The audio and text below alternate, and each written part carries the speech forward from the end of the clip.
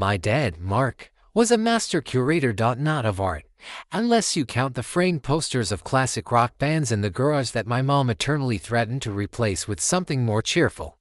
Not of literature, unless you consider a pristine, alphabetized collection of every user manual for every appliance purchased since 1988 a library. No, my dad curated life, his life, and by extension, mine. Our lawn was a perfect, almost violent shade of green, each blade of grass standing at attention like a tiny soldier. His workshop was a temple of order, where every screw and every washer had its own tiny labeled drawer. He curated his reputation as a stand-up guy in our sleepy suburban town, the kind of man who would lend you his best lawnmower and only mention the scratch you left on it twice, maybe 3 times.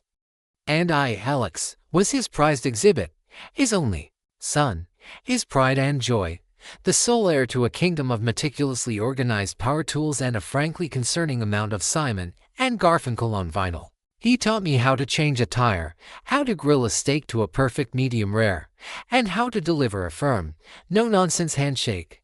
A man is only as good as his word and his handshake, he'd say. His voice full of the kind of simple, unshakable certainty that I always envied. He was my father, my only father, and I was his only son. That was the central, load-bearing pillar of my entire existence. When he died, the pillar crumbled. A heart attack at 62. Quick, they said. Merciful. They said. It didn't feel merciful. It felt like a cosmic typo, a sudden and violent deletion of a main character halfway through the book. The world he had so carefully curated suddenly felt empty, a museum after closing hours, filled with the ghosts of things that used to have a purpose. I felt a void, a vast, echoing silence where his booming laughter and unsolicited advice used to be. And then, a week after the funeral, something arrived to fill that void. It wasn't a sympathy card or a casserole from a well-meaning neighbor.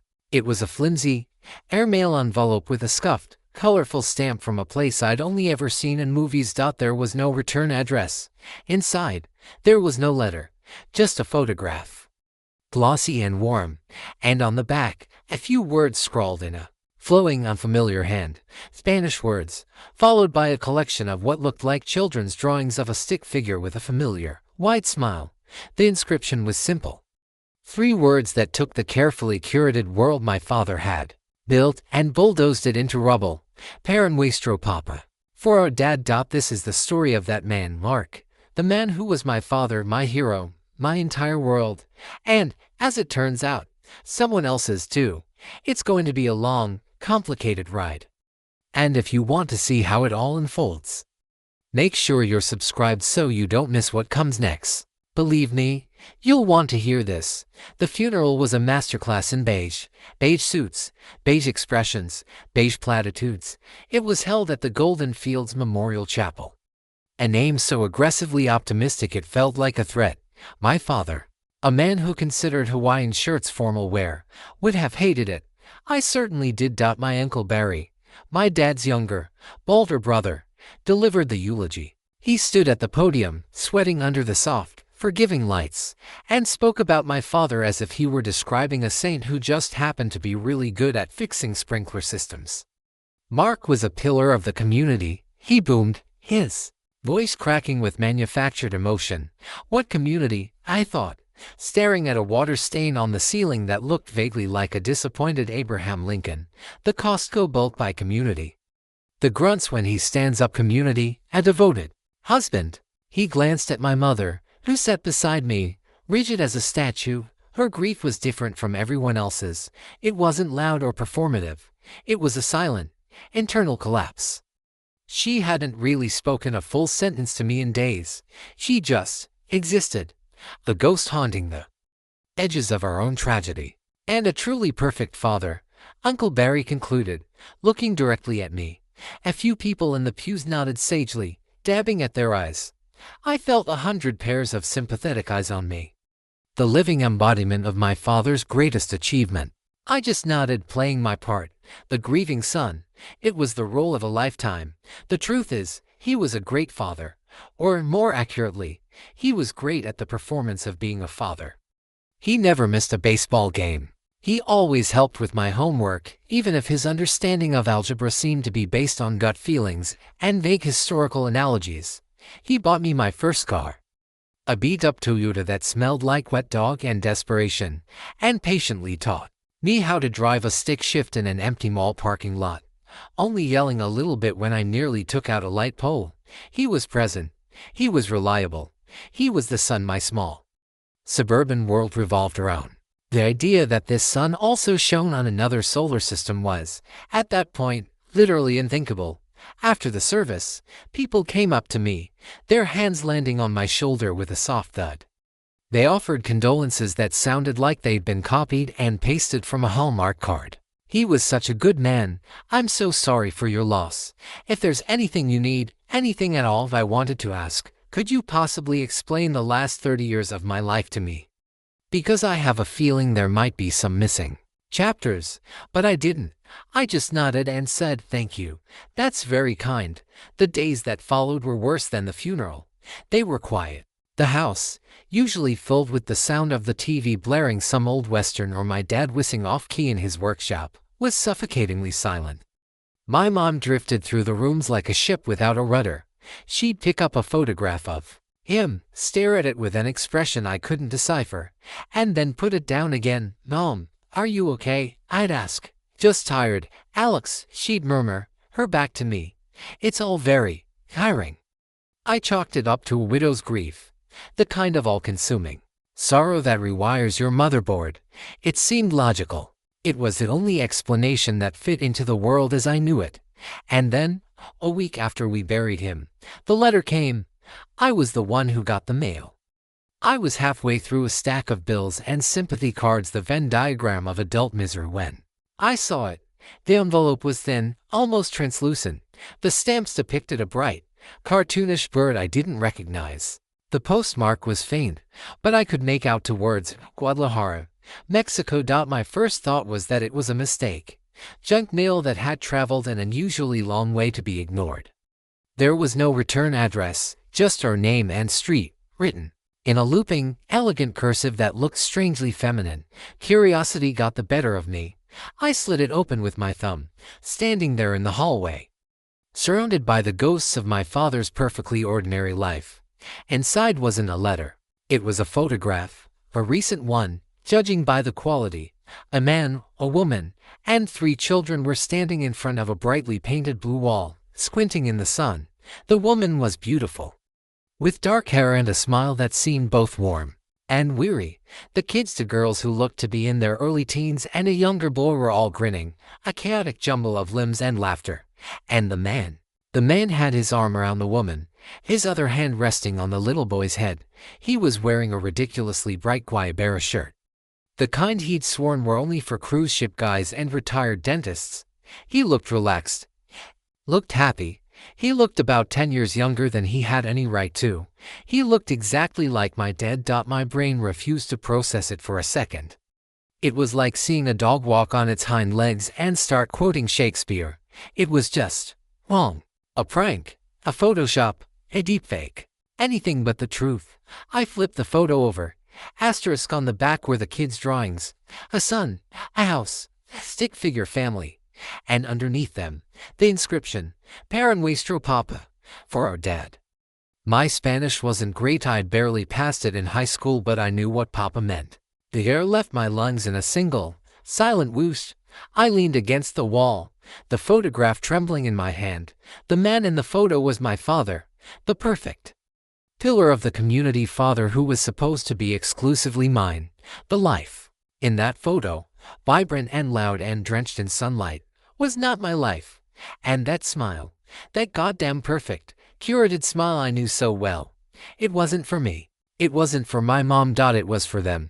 For a long moment, I just stood in the hallway, the photograph a toxic piece of evidence in my hand. The house was silent. My brain, however, was not. It was a symphony of screeching tires, breaking glass, and a single, repeating question on a loop. How? My mother was in the living room, the room where we'd spent countless evenings watching movies, the room where the Christmas tree stood every year, the room that was the central stage for the grand play of our perfect family. She was dusting, A bookshelf, a pointless, repetitive motion that I now realized was probably her way of keeping the world from flying apart. I walked in, my footsteps unnaturally loud on the hardwood floor. I didn't say a word. I just held out the photograph. She glanced at my hand, then at the photo, and in that 1 second glance, I got my answer. There was no shock, no confusion, no "oh my God, who are these people?" There was just a flicker, a brief, terrible flash of something ancient and weary in her eyes, a look of profound resignation. It was the look of someone who had been waiting for a bomb to go off for so long. They'd almost forgotten they were sitting on it.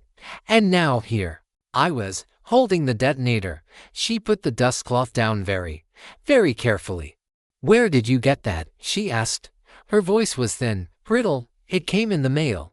No return address," I said, my own voice flat, robotic. The initial shock was hardening into a cold, sharp anger. "So, I'm going to ask you one more time. Who are these people?" She sank onto the arm of the sofa, her shoulders slumping. The fight went out of her, all at once, like a deflating balloon. She wouldn't look at me. She stared at the floral pattern on the carpet, as if it held the secrets of the universe.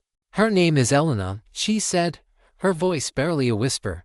"The children, Sophia, Luna, and Matteo, she knew their names. She knew their fucking names."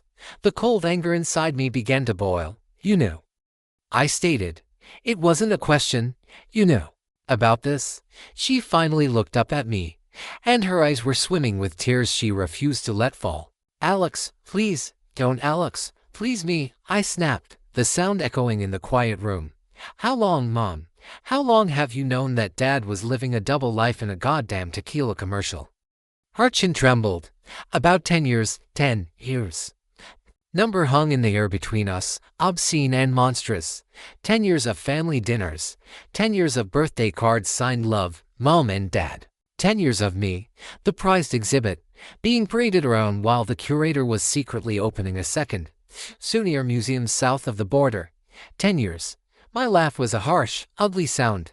"So, when I was graduating high school, you know, when I was struggling through my freshman year of college and he was giving me those big 'I'm so proud of you' son speeches over the phones, you knew, when we sat here, in this room, on his 60th birthday, and watched him blow out his candles. You knew he had another set of kids who probably sent him a card too. I did it to protect you," she cried, the words finally bursting out of her. He told me, and I didn't know what to do. I thought about leaving. I thought about screaming, but then I looked at you. You were 17. You worshipped him. It would have destroyed you. It would have ruined your life." Her justification, the excuse she'd probably been polishing in her mind for a decade, hit me with the force of a physical blow. It was a betrayal so profound it made my father's deception feel almost simple in comparison. He was the liar, but she was the gatekeeper of the lie. She had chosen to preserve the illusion over the truth. My life, my reality, had been a curated fiction she co-authored. "Protect me," I said, my voice dangerously low. "You didn't protect me. You made me a fool. My entire life, my relationship with him. It's all been a lie. And you were my partner in that lie. I just didn't know it. You weren't protecting me, Mom. You were protecting this, the house, the routine, the comfortable quiet." I looked around the perfectly tidy room, at the framed family photos on the mantelpiece. Me and him at a baseball game, the three of us on vacation at the Grand Canyon, smiling our perfect, fraudulent smiles. It all looked like a set for a movie I didn't realize I was in. "I can't be here," I said, shaking my head. "I can't breathe in here." I turned and walked out. I didn't pack a bag. I just grabbed my keys, my wallet, and my phone from the small table by the door. I could feel her watching me, her silent, shattering grief following me out. I got in my car and just drove. For 20 minutes, I drove aimlessly through the beige suburban streets, each perfect lawn and tidy house an indictment. Finally, I pulled over and called my friend Leo. "Hey man, what's up?" He answered, his voice cheerful. "Can I crash on your couch tonight?" I asked, the words feeling heavy and foreign in my mouth. Yeah, sure. Everything okay? You sound weird. My dad had a secret family in Mexico. There was a long pause on the other end of the line. I could hear the faint sound of a video game in the background. Okay, Leo said slowly. You're gonna need more than the couch, man. I've got a bottle of whiskey that's been waiting for an apocalypse. Sounds like it just arrived. Leo's apartment was the polar opposite of my parents' house, a chaotic mess of laundry, video game consoles, and pizza boxes that deserved an archaeological survey. It was perfect. It was real. I sat on his lumpy couch, the whiskey burning, a welcome trail down my throat, and stared at the photograph again. My mom had told me their names, Sofia, Luna, and Mateo. My anger was still there, a white-hot furnace in my chest. But now, a new feeling was creeping in, a desperate, clawing need for answers. My father was gone. My mother was an unreliable narrator. The only truth I had was this 4x6 piece of glossy paper. I pulled out my phone, my fingers clumsy. I opened Instagram. I typed Sophia into the search bar. Millions of results. I added my father's last name, our last name, Sophia Miller. The list was shorter, but still long. I started scrolling, my heart pounding with a strange mix of dread and anticipation. I scrolled past a yoga instructor from California, a realtor from Florida, a dog groomer from Ohio. And then I saw her. The profile picture was small, but it was unmistakably the older girl from the photograph. Same dark hair, same white eyes. The profile was public. Her bio was simple, Sophia Miller, Guadalajara. I tapped on the profile. My world tilted on its axis. It was a collage of a life I was never meant to see. A video of her and the other girl, Luna, dancing in a sun-drenched courtyard. A picture of the little boy, Mateo, holding up a ridiculously large fish, my dad's smiling face barely visible behind him, his hand on the boy's shoulder. A birthday post for Papa from a few months ago, with a photo of him wearing that same stupid Guayabera shirt, looking happier than I had ever seen him. I scrolled and scrolled, each photo a fresh stab of betrayal. These weren't ghosts. They weren't a hypothetical concept. They were real. They were happy. They had my father's name. They had his life. My eyes landed on a picture of Sophia, smiling at the camera. Her head tilted at a familiar angle. She had his eyes, and a small dimple on her left cheek that appeared when she smiled. The same one I saw in the mirror every morning when I brushed my teeth.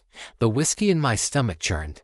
The realization hit me, not as a thought, but as a certainty, a cold, hard fact that settled deep in my bones. She is his daughter. My sister.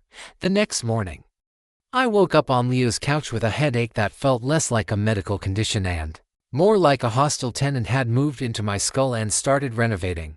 The cheap whiskey had done its job. It had knocked me unconscious. It had not, however, solved any of my existential crises. In fact, it seemed to have invited them all to a noisy after-party inside my brain. Leo was in the kitchen, making coffee that smelled strong enough to dissolve steel. Morning, sunshine, he grunted, sliding a mug across the counter. It was chipped, and had a picture of a cat wearing a sombrero. Underneath it said, I'm not saying it was aliens, but it was aliens. Somehow, it felt appropriate. So, he said, leaning against the counter, all pretense of delicacy gone. Secret Mexican family. On a scale of 1 to a daytime talk show special, how are we doing? I think we've skipped the talk show and gone straight to a limited-run Netflix documentary with a very dramatic title, I said, cradling the mug. Something like The Inheritance of Lies or Our Father, who art in Guadalajara. I showed him the Instagram profile. He scrolled through it, whistling softly. Oh, okay, that's comprehensive. The guy was busy. He was a master curator, Leo, curated a whole second family. I spent the day in a daze, fielding a few pathetic text message olive branches from my mom. Alex, please come home. We need to talk. I love you so much. I was just trying to do what was best. I ignored them. Talking felt pointless. What was there to say? So, Mom, on a scale of 1 to 10, how much of my childhood was an elaborate piece of performance art? The truth was, I wasn't just mad at her for her complicity. I was mad at her for making me feel guilty. Her pain was real. I knew that. But my entire reality had been detonated. and she was asking me to come back and help her sweep up the dust. I couldn't. Not yet. My anger at my father was a different beast entirely. It was a shapeshifter. One moment it was a hot, screaming rage. The next, it was a cold, hollow sense of loss for a man I now realized I never truly knew. He wasn't just a liar. He was a magician, a master of misdirection. He'd managed to be two people at once, and I was only ever allowed to see the one he'd designed for my benefit. By evening, fueled by coffee and a growing sense of frantic, desperate energy, an idea began to form.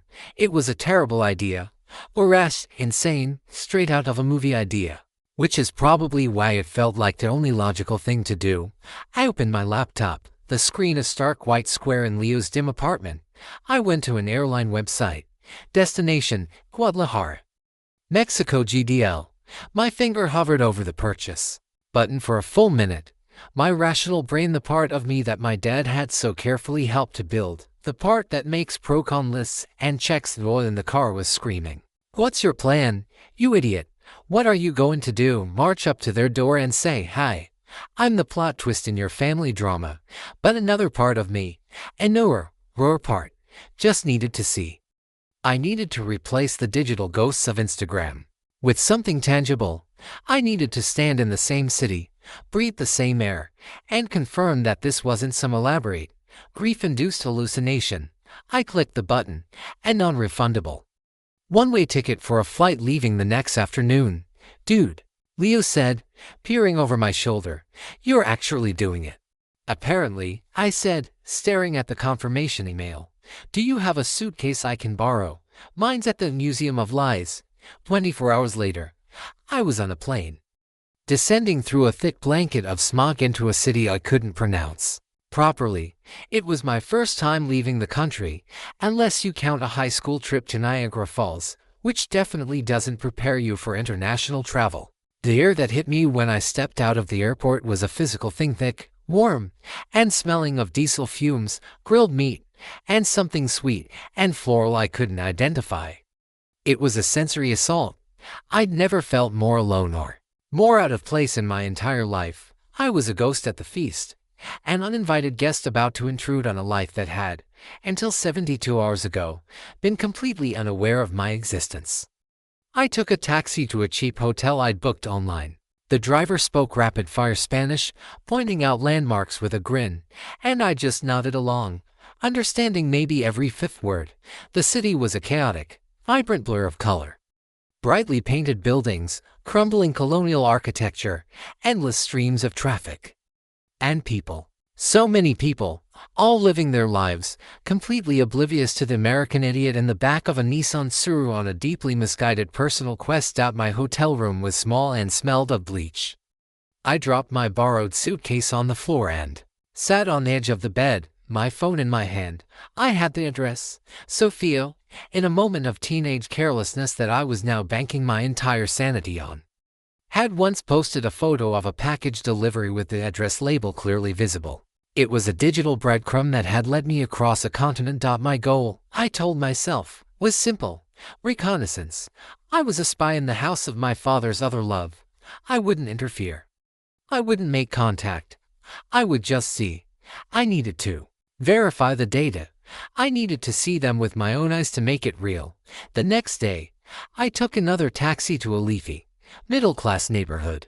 The streets were quieter here, lined with high walls topped with bougainvillea. I found the address. It was a modest but well-kept house, painted a cheerful yellow, with a heavy wooden door and barred windows. A small, neatly tended garden was visible over the wall. It looked nice, normal. It looked like a home. The thought made my stomach clench. There was a school just down the street, and I knew from another Instagram post, a first day of school picture, that it was where Mateo, the youngest, went. So I did what any normal, well-adjusted person would do. I found a small cafe across the street, ordered a coffee I didn't want, and proceeded to stake out a stranger's house like a low-budget private eye. I felt simultaneously like a creep and the protagonist of my own tragic story. I sat there for almost 2 hours, nursing my cold coffee, my heart thumping a nervous rhythm against my ribs. And then, I saw her. The school bell rang, a tinny sound that carried down the street. A few minutes later, the yellow house's wooden door swung open. A woman emerged. Elena, the woman from the photograph. She looked smaller in person. She walked the short distance to the school gates. A few moments later, she walked back, holding the hand of a small boy with a backpack almost as big as he was. Mateo. From across the street. He just looked like any other kid. But then they got closer, pausing at their front door while she fumbled for her keys, and the boy turned his head, looking up and down the street with the idle curiosity of a child. Our eyes didn't meet. He wasn't looking at me. He was just looking. But in that moment, the sun hit his face, and I saw it. The same slightly crooked nose I had. The same way his hair stuck up in a stubborn cowlick at the back. He looked like my old school photos. He looked like a smaller, tanner, Spanish-speaking version of me. Something inside my chest didn't just crack, it snapped. It was a profound, visceral jolt of recognition. This wasn't a concept anymore. This wasn't a picture on a screen. This was genetic. This was real. This was my father's son, my brother. Standing 30 yards away from me, on the other side of an invisible wall that had defined our entire lives, he was real. They were all real. And the carefully constructed plan of just looking evaporated in the hot Guadalajara sun. My new plan, conceived in a fog of jet lag and existential panic, was even worse than my original one. It consisted of a single, idiotic step, walk across the street. I sat in the cafe for another hour, watching the world go by, my mind a blank slate of pure, unadulterated terror. What was I going to say? I'd played out a dozen scenarios, each more disastrous than the last. Scenario: the direct approach. Knock, knock. Hi, you don't know me, but my dad, who I believe was also your common-law husband, recently died. I'm the American son he never mentioned. Can I come in for a glass of water and a full accounting of the last 2 decades? Scenario B: the accidental encounter. Loiter awkwardly on the street until she comes out again. Oh, hello. Fancy meeting you. Here, I seem to be lost. I'm looking for the Museum of Colossal Paternal Betrayal. Is it nearby? Scenario C: the coward's retreat. Fly home, tell Leo it was all a big misunderstanding, and spend the rest of my life drinking whiskey and developing a facial tic. Option C was looking incredibly appealing, but then I thought of the boy's face. My brother's face, the genetic echo, the living proof. I couldn't unsee it. I couldn't go back to the curated lie. I had to tear it down, even if it meant burying myself in the rubble. Taking a deep breath that did absolutely nothing to calm my screaming nerves, I paid for my coffee, crossed the street, and stood before the yellow house. The heavy wooden door looked like the entrance to a fortress. My heart was hammering so hard I was worried it might be audible from the other side. I raised my hand, held it there for a pregnant pause, and knocked. The sound was dull and final. I waited. A dog barked somewhere down the street. I heard footsteps inside, then the metallic scrape of a peephole cover sliding open. I was being observed, judged. I tried to arrange my face into something that looked non-threatening, but I probably just looked like a man trying to pass a kidney stone. The peephole slid shut. The silence stretched. For a moment, I thought she was just going to ignore me, and a wave of pathetic relief washed over me. I could leave. I could say I tried, but then the lock clicked. The door opened a few inches, stopped by a chain. Through the gap, I saw her face, Elena. She was even more beautiful up close, with high cheekbones and large, dark eyes that were currently filled with suspicion and confusion. "See?" she asked. Her voice was cautious. My high school Spanish, already on life support, flatlined completely. All the phrases I'd practiced in the hotel room. Hola, mi nombre es Alex. Soy el hijo de Mark vanished from my brain. Hello, I managed, my voice cracking. Do you speak English? Her eyes narrowed slightly. A little. Can I help you? This was it. The point of no return. My name is Alex Miller, I said, the name feeling both like a key and a weapon. I watched the name land. I saw the subtle shift in her expression. It wasn't a gasp of shock. It was a flicker of recognition, immediately followed by a wave of something else, fear, annoyance, dread. The welcome mat, which I now noticed said Mikasa Isukasa, was definitely not being extended to me. Her face hardened. "I think you have the wrong house," she said, and began to close the door. "No, wait," I said, my voice rising with desperation. I put my hand up, not to touch the door, but just as a gesture of pleading. "Please, I'm not here to cause trouble.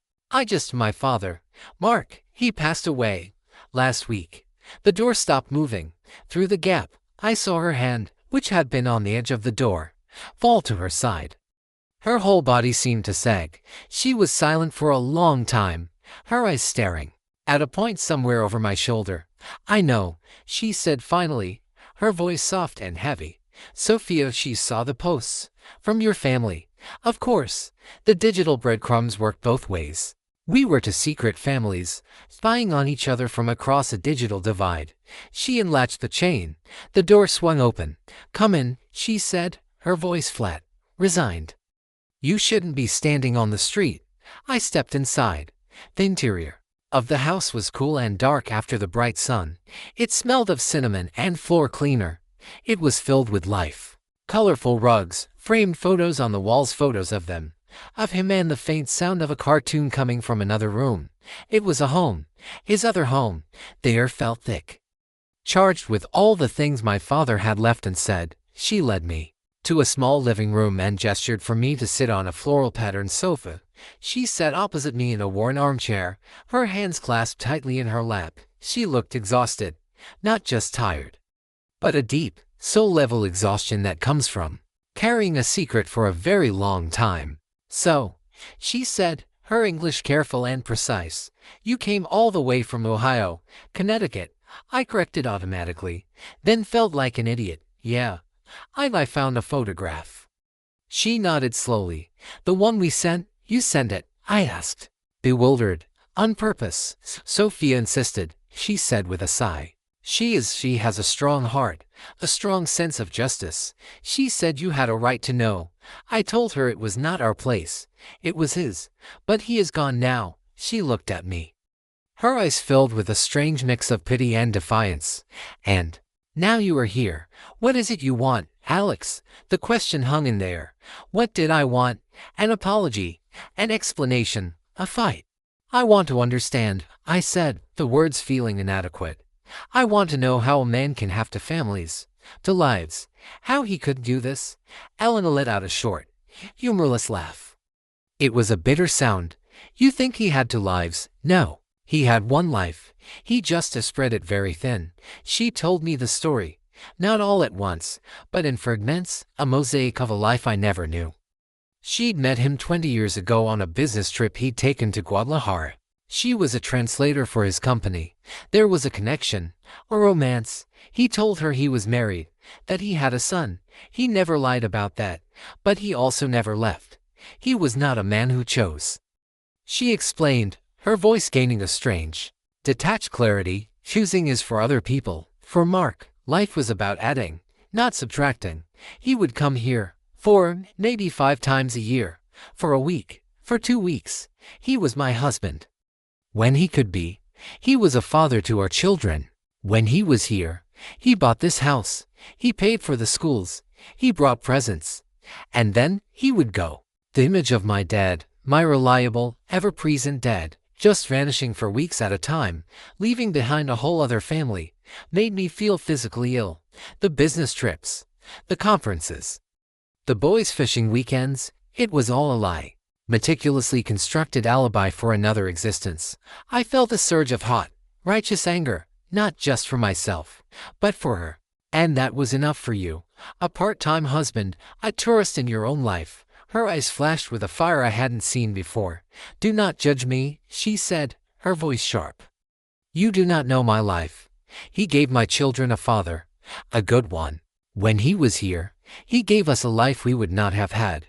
Did I want more? Every single day. Did I ask him to choose? In the beginning, yes. But he could not. It would have broken him. So, I stopped asking. I took what he could give." The pity I'd felt for her curdled into something more complicated.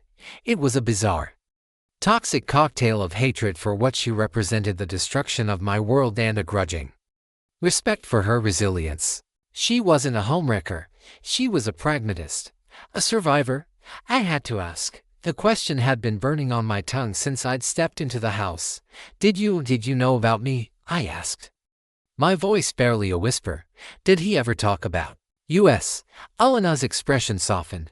For the first time, she looked at me not as an intruder, but as something else, something familiar. Of course, she said gently. All the time. He was so proud of you. He showed us your picture when you graduated. He told us when you got your first real job. He had a video on his phone of you as a little boy, playing the guitar at a school talent show. You were terrible, she added, a faint, sad smile touching her lips. But he watched it all the time. The image of my father, sitting here in this floral patterned living room, thousands of miles away, showing a video of my tone-deaf childhood performance to his secret family. It broke me. The anger, the confusion, the grief, it all coalesced into a single, sharp point of pain right in the center of my chest. We knew you, Alex, she said softly. We always knew about you. It was only you who did not know about us. The sound of the cartoon in the other room suddenly stopped. A moment later, two girls appeared in the doorway. They were the girls from the photograph, Sophia and Luna. Sophia, the older one, maybe 16, stood slightly in front, her arms crossed.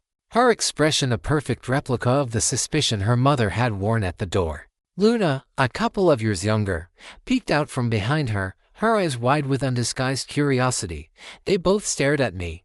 It wasn't just a stare, it was an assessment. They were cataloging my face, my clothes, my very existence on their floral sofa. I felt like a bug under a microscope. Mama, Quienice, Sophia asked, her voice sharp. Who is he? Elena looked from them to me, a deep sigh escaping her lips. Sophia, Luna, this is Alex. Alex, these are my daughters. She didn't need to elaborate. We all knew who we were to each other.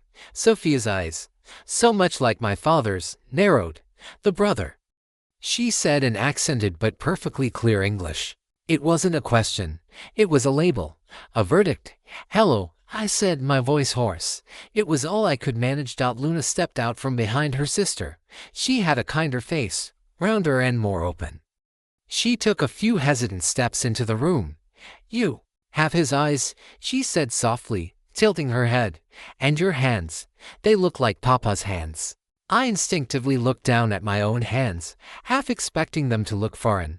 I had never thought about them before, but now, under her scrutiny, I saw it.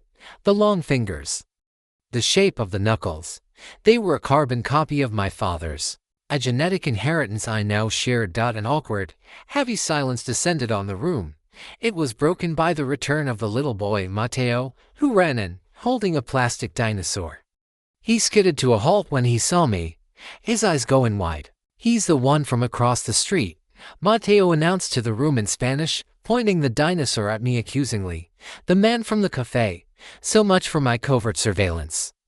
Elena shot me a look that was one part I knew it, and two parts we'll talk about this later. She said something soothing to Matteo in Spanish, and he slowly lowered his dinosaur, though he continued to eye me as if I might steal it. What followed was one of the most surreal afternoons of my life. Elena, with the air of a woman who has decided that since the dam has burst, she might as well go for a swim, insisted I stay. The children should meet you, she said, with a tone that suggested it was a necessary, if unpleasant, medical procedure. So I stayed. I sat in their living room while the kids orbited me like cautious planets around a strange new sun. Elena made us lunch, simple quesadillas that tasted more authentic and delicious than anything I'd have. We ate mostly in silence. The only sounds the clinking of cutlery and Matteo humming to himself. Sophia remained aloof, watching me with a guarded intensity. I could feel her anger, but it was different from mine. My anger was at the lie. Hers, I suspected, was at me, the living embodiment of the part of her father's life she could never have. I was the reason he left. I was the legitimate world. She was the secret. Luna, on the other hand, slowly warmed up. After lunch, she shyly asked if I played any instruments. I I used to play guitar a little, I admitted. When I was a kid, I was terrible. I glanced at Elena, who gave me that same sad, knowing smile. Luna's face lit up. She disappeared and returned a moment later with a slightly battered acoustic guitar. It was the exact same model my dad had bought for me for my 12th birthday, the one I'd given up on after 6 months of butchering smoke on the water. Papa taught me, she said, sitting on the floor and expertly tuning the strings. He said you played, too. She started to play a song. It was a soft, melodic Latin folk song, her fingers moving gracefully over the frets. She played with a natural ease that I had never possessed. She had the talent. The talent my father had probably wished I had. He tried to teach me, patiently, showing me the chords, but my clumsy fingers and teenage apathy had been a wall he couldn't break through. But here, in this other life, he had found a student who listened, a daughter who shared a passion he couldn't share with me. The jealousy was a sharp, bitter taste in my mouth. It was petty and ugly, but it was there.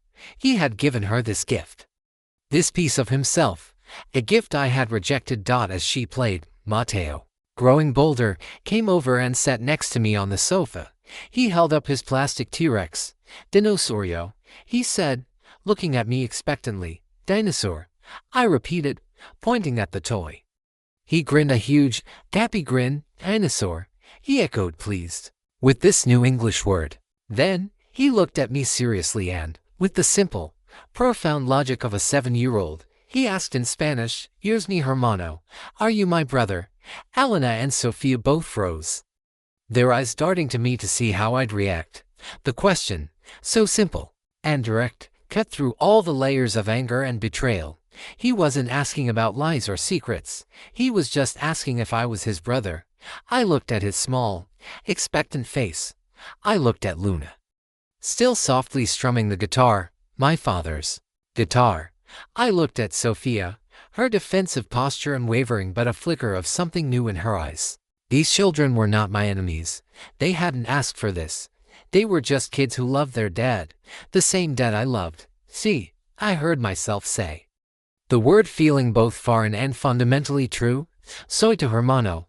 "Yes, I am your brother." Matteo beamed, apparently satisfied with the answer. He leaned his small body against my arm, returning his attention to his dinosaur. The small point of contact, the casual, trusting weight of him, sent another shockwave through my system. These kids weren't a concept anymore. They weren't just faces in a photo. They were my sisters, my brother. They were blood. They were part of me, a part I never knew was missing. And as I sat there, listening to a guitar I should have learned to play, next to a brother I never knew I had, a new emotion began to bubble up through the storm inside me. It wasn't forgiveness. Wasn't acceptance, not yet. It was a cold, quiet rage directed squarely at the ghost of my father. He didn't just lie to me. He stole from me. He stole the right for me to know these people. He stole 15 years of being a brother. He had kept his two worlds separate, and in doing so, he had robbed us all. The warmth of this chaotic, sun-filled house only highlighted the cold, empty space in my own life where they should have been. The flight back to Connecticut was a journey through purgatory. I was suspended 30,000 feet in the air, physically caught between my two realities. And I wasn't sure which one I was supposed to land in. The chaotic, sun-drenched vibrancy of Guadalajara already felt like a fever dream. The beige, orderly silence of my suburban hometown felt like a museum exhibit of a life that no longer belonged to me. I'd left Mexico in a daze. Elena had driven me to the airport. The car ride was mostly silent, filled with the weight of everything we hadn't said. At the drop-off curb, she turned to me. "They liked you," she said, as if it were a surprising diagnosis. "I liked them too," I'd replied, and it was the truest thing I'd said in a week. Sophia had stood back, offering a stiff, almost imperceptible nod, but Luna and Matteo had hugged me, a real hug. Luna had whispered, "Come back soon, hermano." Matteo had just squeezed my leg tight. It was a simple, childish act of affection that felt like a branding iron on my soul. Now, as the plane descended through a familiar gray sky, I felt a profound sense of dislocation. I was no longer just Alex Miller, the only son.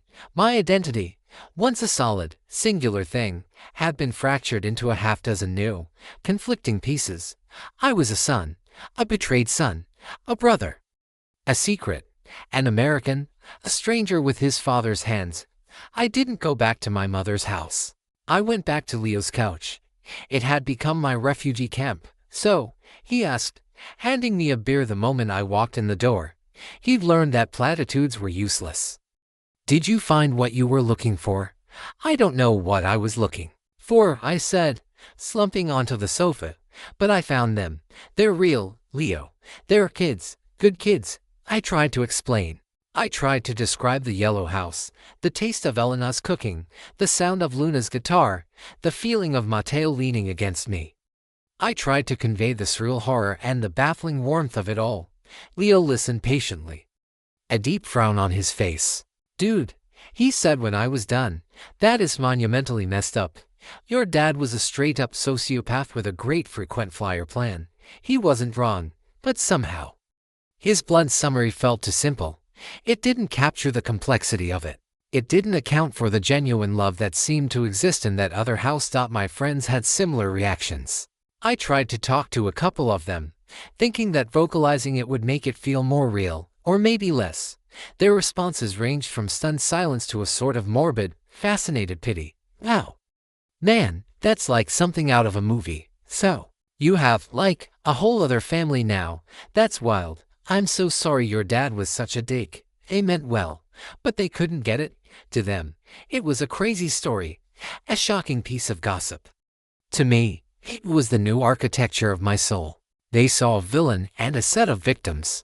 I saw a tangled mess of love and lies where everyone, including the villain, was more complicated than they seemed. After a few days, I knew I had to face my mother. I drove to the house, her house now, and let myself in with my old key. She was in the kitchen, staring into a cup of tea. She looked like she'd aged 5 years in the week I'd been gone. When she saw me, relief and fear warred on her face. "Alex, you're back." "I went to Mexico," I said. No preamble, no small talk. The color drained from her face. "Oh, Alex, no. Why would you do that?" "Why?" My laugh was sharp and humorless. "I don't know, Mom. Maybe because my entire life was a lie and I wanted to see the source code. I met them. I met Elena. I met my sisters and my brother." I said the word sisters and brother deliberately, watching them land. She flinched, as if I'd thrown something at her. "They're not. You shouldn't call them that," she whispered, shaking her head. "Why not? That's what they are," I shot back. "Should I pretend they don't exist? Is that the family policy? Just curate unpleasant things out of existence?" "It's not that simple," she cried, her voice cracking. "For 30 years, he was my husband. This was our life. Your father, he was a good man. He had a weakness. A weakness. That's what she called it. A cross-continental secret family that lasted 2 decades was a weakness. Like a fondness for gambling or eating too much cake. Our denial was a fortress, built over 10 years of silent complicity. To admit the full scope of his deception would be to admit the full scope of her own. The conversation went nowhere. We just circled the same painful points. To satellites locked in a decaying orbit around a dead star. I wanted her to acknowledge the depth of the lie. She wanted me to help her pretend it wasn't as bad as it was. We were at an impasse. I left feeling colder and more alone than I had before. That night, unable to sleep, I found myself in my dad's old workshop in the garage. It was exactly as he'd left it, a sanctuary of order. Tools hung on a pegboard in perfect, silhouetted outlines. Jars of screws and nails were neatly labeled. This was his domain, the place where he could control things. I found an old box labeled Home Videos. Hates. Old VHS tapes from a time before everything was on a phone. I hooked up the old VCR to a small TV he kept on his workbench and slotted a tape in. The screen flickered to life. It was my 10th birthday party. A younger, chubbier me was attempting to hit a pipata. My dad was behind the camera, his voice a familiar, encouraging dome. "That's it, slugger. Put your back into it." I watched for a while, a strange voyeur to my own past. Then, the party scene ended, And it cut to something else. My dad must have just let the camera run. He was sitting in his armchair in the living room, talking to my Uncle Barry. He didn't know he was being filmed. "You juggle a lot, Mark," Uncle Barry was saying. "Work, the house, all of Alex's stuff. I don't know how you do it." My dad on the screen took a sip of his beer. He looked thoughtful. He looked tired. "It's not a juggling act, Barry," he said, his voice softer than I was used to hearing it. "That's where people get it wrong. They think life is a series of choices. This or that, job or family. This life or another life. But it's not. It's not about choosing between. It's about living simultaneously. You just have to build enough compartments."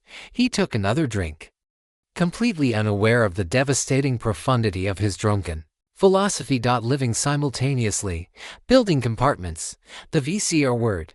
The screen went to static, but his words echoed in the silent workshop. He wasn't choosing. He never intended to. In his mind, it wasn't a betrayal. It was an expansion. He thought he could have it all, as long as he kept the walls of his compartments high enough so the contents never touched. He wasn't a sociopath, not really. He was an architect of secrets, a man who loved his creations so much he couldn't bear to part with any of them. He didn't choose between his families. He just lied to both of them. He loved us, all of us, in his own broken, selfish, compartmentalized way.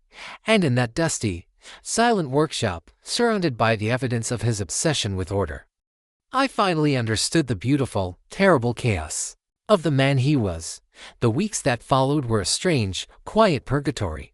I moved out of my mother's house and got a small apartment of my own across town. It felt necessary. Her house was a mausoleum of a life I used to have, and every framed photograph on the wall felt like an accusation. We still spoke, but our conversations were stilted, careful.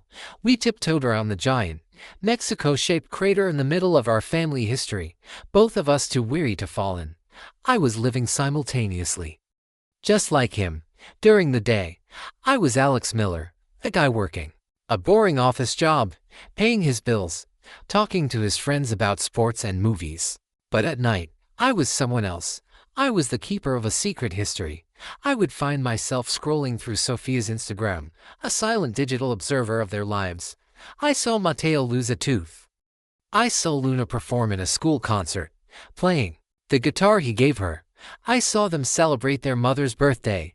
They were living their lives, vibrant and full, a world away. We started to communicate, tentatively. It began with Luna. She sent me a message on Instagram. "Hola, hermano. Mama says to tell you hello. Mateo asks about you. My fingers trembled as I typed back. Hello to you too. Tell Mateo the dinosaurio says hi. It was a small thing, a tiny bridge across a vast ocean of lies, but it was a start. Soon, I was exchanging occasional messages with Luna, and even, eventually, with Sophia. Her messages were shorter, more guarded, but they were there. We didn't talk about our father. We didn't talk about the past. We talked about music, school, movies. We were carefully, cautiously, building something new on the ruins of our father's deception. One night, sitting alone in my quiet apartment, the silence felt particularly loud. The grief for my father, the man I thought he was, had finally subsided, replaced by a complex, churning sea of emotions: anger, pity, resentment, and a strange and welcome flicker of understanding. I felt an overwhelming urge to talk to him, to scream at him, to ask him the one question that still haunted me: why? But he was gone. There was no one to ask. So I did the only thing I could. I opened my laptop, pulled up a blank document, and began to write a letter to a dead man, a letter I would never, could never, send. To Dad. Where do I even start? I guess I should start with the workshop. It's exactly as you left it. The tools are all there. The lawnmower is probably low on oil. It feels like you just stepped out for a moment and will be back any second to tell me I'm holding the wrench wrong. But you also gave me something else. You gave me a brother who thinks dinosaurs are cool. You gave me a sister who can make a guitar sing. You gave me another sister who looks at the world with the same guarded eyes I do. You left behind a shadow. A huge, complicated shadow that covered everything. But a shadow can only exist if there is a light source. And they are that light. I still don't know who you were, not really. Were you the man who taught me to change a tire, or the man who flew to Guadalajara with a suitcase full of secrets? Were you the man who sat in the front row at all my baseball games, or the man who watched videos of me on his phone 1,000 miles away, in a house I never knew existed? I'm starting to think you were both. You lived simultaneously. And you left us, all of us, to sort through the wreckage. I don't forgive you. I don't think I ever can. Forgiveness is too simple a word for this colossal mess. But I'm starting to understand. And I'm starting to move on. So, this is goodbye. Not to the father I thought I had, but to the father you actually were. The flawed, broken, loving, selfish, magnificent, and terrible man who was Mark Miller. Don't know who you were, but because of you, I finally know who I am. I am a son. I am a man who is no longer living in an illusion. And I am a brother. I finished typing and stared at the words on the screen. I read the letter once, then twice. Then, I dragged the file to the trash bin and clicked empty trash. It was a letter I never sent. But it was a conversation I needed to have.